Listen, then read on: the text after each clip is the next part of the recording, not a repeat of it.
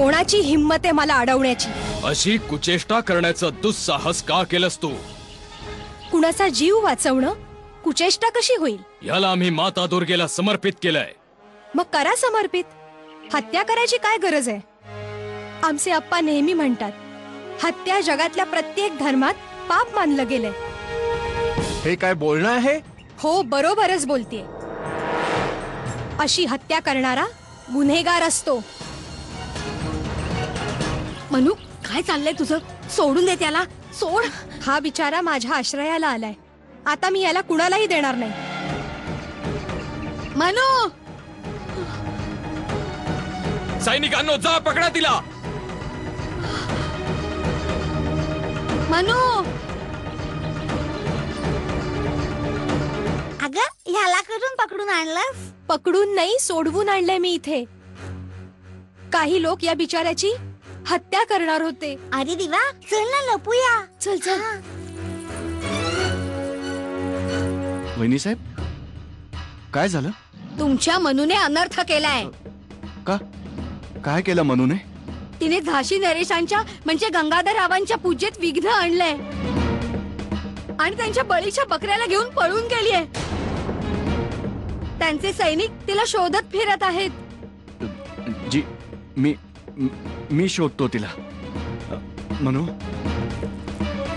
मनू. मनुताई, अगं जर सैनिक आले तर ते आपल्याला मारतील ना? कसे मारतील?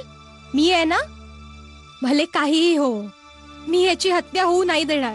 अगं, या काय उचापती करतेस तू? अप्पा, ते लोक याची हत्या. तुला माहितीये हा बळीचा बकरा आहे, बळीचा बकरा. ठाऊक आहे कुणाच्या पूजेत विघ्न आणलंयस तू? दे इकडे. झाशी नरेश महाराज गंगाधर रावांचा बळी आहे हा. जर अनुष्ठानाचा बळी मातेच्या चरणी अर्पण झाला नाही तर अनर्थ होईल. रघुनाथ. जी महाराज. हे शोधून काढा की ती कन्या कोण आहे, कोणाची कन्या आहे. जी महाराज. महाराज, ते आलेच. जय माते.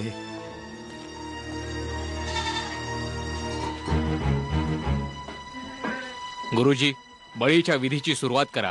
अगं, तू इथे काय करतेयस? वराडी भोजन कक्षात आलीयत, लगेच भोजन घेऊन निघा. चला लवकर. आलेच. शांता, हे ताट कुणासाठी आहे? हे महाराज गंगाधर रावांसाठी आहे. बरं, मग असं कर, ते आम्हाला दे, आम्ही घेऊन जाऊ. ठीक आहे. अगं जाऊ दे मनुताई, तू कशाला जातेस?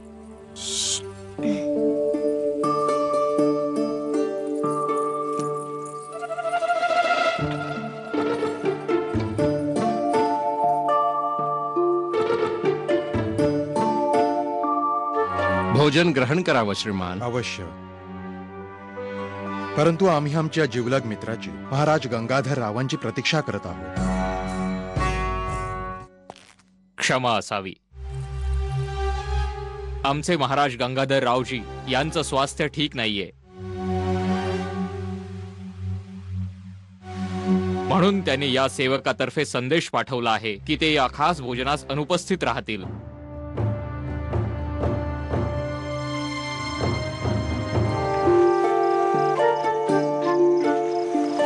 सकाळपर्यंत ठणठणीत रारे. महाराज गंगाधर राव सवारीला येतील.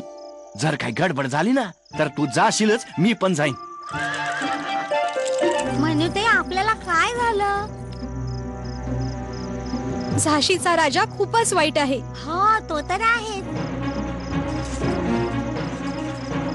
ह्याने काय होणार मनुताई? उद्या सकाळी जेव्हा घोड्यावर बसतील तेव्हा हो, धडाम करून पडतील. खूपच लागेल त्यांना. आता तर त्यांना त्या निष्पाप कोकराच्या हत्येचं जराही दुःख वाटलं नसणार, पण जेव्हा घोड्यावरून पडतील ना तेव्हा त्यांना नीट समजेल की वेदना कशा असतात.